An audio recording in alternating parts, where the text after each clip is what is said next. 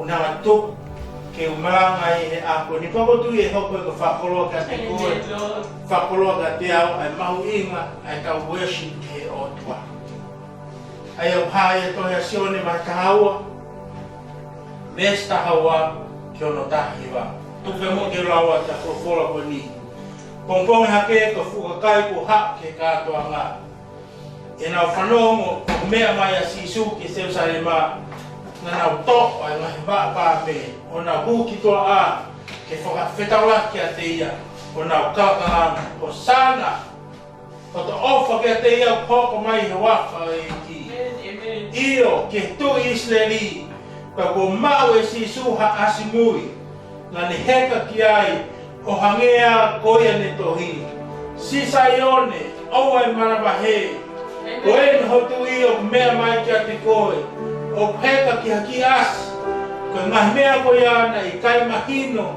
ke ne kaua ko i he kamata ngā amen ka ko momeni ti pēna o start worshiping kamata ke hanga he o to atatala ka dik na o ai ku hinga koe ako e ni whawheta pagotu e ka ngā whanonga koe taimi koe te ta lahi whawheta ia pa ta huai ki he otua.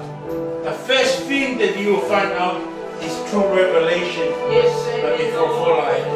Amen. Ko ngai mea koe ana e kai mahino ke ne kaua ko i he kamata ngā ka i he hoko ai whakaranglangi o si Isu pēnā toki mana tāne toki ai ngai mea koe ia maana pe ko nau whai pehe ki a te ia. Pēnā i whakaha i ia whoku e kakai na ia te ia i he ne ui mai a Lasalos me whanua roto. O whakatu ia mi he pekia. Ko hono hui ngā whoku. Ko hono hui ngā whokia na i whakawhitaulaki a te ia ai whukakai ko hui ko nau whanongo ko ne whai a whu mana ko ia. Ko ia na i whepea. This is the end result. Ko ola eni ai tuuta sisu i Jerusalema. Ko ia na whepea ai kau wharesi. O mo tokanga koa o ki kai te tau mawhohi ha mea. Makai ange ko hiki fu a mamani o mui mui kia te ia. Amen. Whawhita. Kai haki kawenga ke whai kia whakamaunga i he ako ni o peheo no whakarea. Kau tau whakarangangi ai o tua ai ke tau. Amen. Kau tau whakarangangi ai o tua ai ke tau. O tui tai toi bebeu ai kau ngā whanau. Nai au lele mai a Sisu ki loto Jerusalema. He nai tau e whakalanglang o tua. E ka kai i he ahko ia. Pe nai lava ke whakakato e he iki. Ai ne kaminga ko ne tuuta ki Jerusalema. That's how much worship is important ki he otua. Ko hinga e tau whai mea koe praise and worship. Ko na toha ki mai e ki loto Jerusalem. Ko toha ki mai a Sisu ki hotau loto. Ko taimi ko tuutai e ki loto Jerusalem. O mai ne mai on. Ai te na toki sio kai a mu. Amen. Worship. Worship. Ko taimi ko toa meu tau whima. Ke nofo ia he otua hotau loto ngā a Jerusalema. Tau kamata maua ki ai pe ai mea koe praise and worship. Because ko hinga praise and worship ko te hanga tohaki mai ai otua ki loto Jerusalema. Ki hotau loto ngā kara ke tau whanonga i he iwi pa moe malo ai o. Whawheta. I did not know how important praise and worship is until I come across that ke whorowhora. Pamotu O tong kita hui, ita tong ay hui kia ko ni. Ko hui kia worship and praise. Praise and worship. Heka meka na fai heka kaya and otwa. O kapag tong firma kinoto Jerusalem sisu kalais.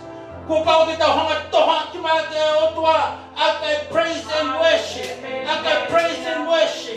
Akai praise and worship. Oh, hallelujah. But ihe tau koe. I praise and worship ay kakaya ay otwa. Penau kalama, Hosanna, Hosanna.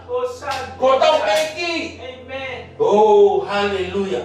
Kalmai he fofala na e au ton mai asiso kiloto Jerusalem. Pagani au ton mai, he came with a gift. Hallelujah. A special gift. Amen. Amen. Fafeta ke. Fai fukato ang isloto Jerusalem. Piatalamay he fofola na fakatata ay fuka kay tokola kiloto Jerusalem. Kapamaya na nihangot tohak ito nga talamay he fofola he ako ni nanauhang ki Jerusalem. Kanau fie, kanau fanongo ihaw kay asiso. Amen. Hallelujah. Tau siam ke hema ho praise and worship. Amen. Pai ako ni o fam ke hanga. Ato hama hi step. Fego apa mo worship ko etari he otwa. Amen. Because today it's about toha ki mai asisu. Kalama. Kena mai ki Jerusalem. Tawe fonoma egi. Tawe he fofo na ni takamama o bebe ni Jerusalem. Amen. Kai ke toi hafe tu e fai fonoma kia asisu. Kai he whakai kui ku koe ne mo ui. Ho. Kone whakaamu kene hanga tukuang e bene mo ui. I roto Jerusalem. Koe whakatai pia hono siasi. Amen. Amen. Talamai na e whai e whukato ala. Koe kato anga koe e kaunga whanonga. Koe kato anga i e pass over. Amen. Pako tui he ako ni koe whaau ai ki ke pass over. Ang hilaw mani e whakamati kotoa te. Amen. That is the reason of pass over. Koe pass over. Al fulau mani e mate. Me he tau isleri. Oh, hallelujah. Kalang ke tau hata whagei. Kupau ke pass over a mate. Ay ngahi ngau e whakamate kotoa pe. Amen. Ay ngahi ngau e whakamate kotoa pe. Ihe siasi, ia te koe pe amuau, ihe family, ihe whonua, pass over, pass over. Koe uhinga ia ahui ke koe ni, koe pass over, pass over. Amen. Tau whate vito ia. E hanga ho worship mo praise ai o tua. E koe mea koe ni hanga toha ki mai, ai loto lotonga ai o tua, kati ki tau tolu he ako ni, ni hanga ho praise and worship ai o tua. Amen. Step uluaki. Kalako ke tau e tau worship he otua. Kupau ke ta hawa ke loto. Mo fo kavenga. O ka firma mata ke asiso. Amen. O ka firma mata ke asiso. O kai ko hinga hoau. Ko nga he ko nga kato anga koe pe nga koloa whakamate ni e. Ko pau ke hawa kaman for loto koe. Oh, I want to see Jesus. I want to see Jesus. Oh, fi mamata ka sisu. Oh, fi mamata ka sisu. Hega kami ngayon na hawa ke kakai. Ki loto Jerusalem because they want to see Jesus. Hallelujah. Oh, hallelujah. Amen. Amen. Amen. Petalamai he fofora na kai ke ngata pe ai. Kana talamai fofora na nau hau ki toa. Ke whawhetau ki a te. Hallelujah. Amen. Hallelujah. You do not just come and stand in front and start worshiping God without the hungry heart. Oh, I want to see Jesus. I want to see Jesus. I want to see Jesus. Kaya may hefofora na na tuhaki teu finger go fafita la Jesus. Amen. Hallelujah. Amen, Lord. Tani ni ke kau. I praise and worship God. Because all they wanted to come to Jerusalem is to see Jesus. Amen. Hallelujah. And they stood up Profeta. and went to him. Profeta. Oh, Profeta. Tau sio ke whakoloa e wholofolo e ako ni.